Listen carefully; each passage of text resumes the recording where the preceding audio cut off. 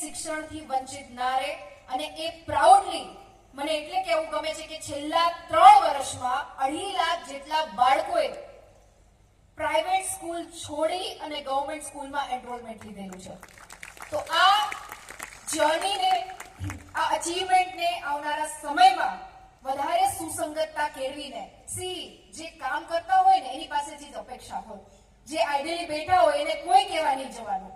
એટલે આપણના ઉપર જ્યારે કોમેન્ટ થાય, ક્રિટિક થાય ત્યારે સમજવું કે we are going to do something more અને આપણે સારું કરી રહ્યા છીએ ત્યારે. એટલે લોકોની એક્સપેક્ટેશન્સ છે વધારે છે કે હજી વધારે આનાથી સારું કેમ કરી શકાય.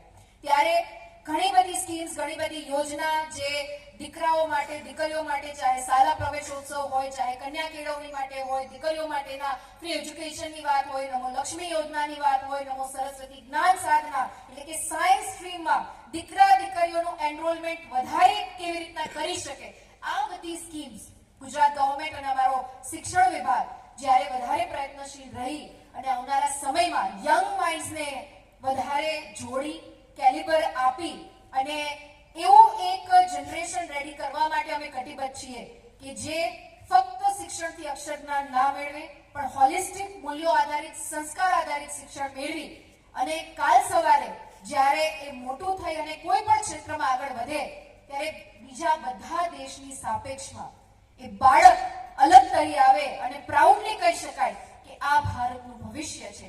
એ પ્રકારની સિસ્ટમને આગળ વધારવા માટે અમે કટિબદ્ધ છીએ. પુનઃ જાજુ ના કહેતા આપ સૌની વચ્ચે મને આજે ઉપસ્થિત રહેવાની જે તક મળી એ બદલ હું ખૂબ ખૂબ પુનઃ GICA નો આભાર માનું છું અને આપ સૌના ઉજ્જવળ ભવિષ્યની કામના સાથે નેશનને તમારી રાહ છે, બરાબર? જસ્ટ વિશ્વાસ રાખો, તક માટે, ઓપોર્ચ્યુનિટીઝ માટે આ દેશમાં, આપણા ગુજરાતમાં કોઈ કમી નથી. અને અંતમાં આદરણીય પ્રધાનમંત્રીશ્રીની એક બુક છે સાક્ષી ભાવ, વાંચવા જેવી બુક છે. એની સમ સોર્ટ ઓફ મેં લાઈનો આપ સૌ માટે અલગથી કાઢી છે. હું કહી અને મારી વાતને પૂરી કરીશ.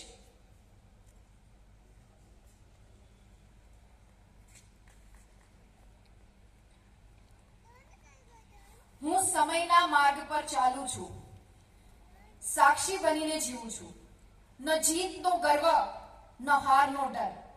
કર્મ મારું યજ્ઞ છે, રાષ્ટ્ર મારો આધાર છે. અંધકાર ઘેરાય તો શું, અંધકાર ઘેરાય તો શું, સંકલ્પ મારો પ્રકાશ છે. યુવાનો જે આ દેશનું ભવિષ્ય છે અને આપ આ દેશના શક્તિશાળી વર્તમાન છો.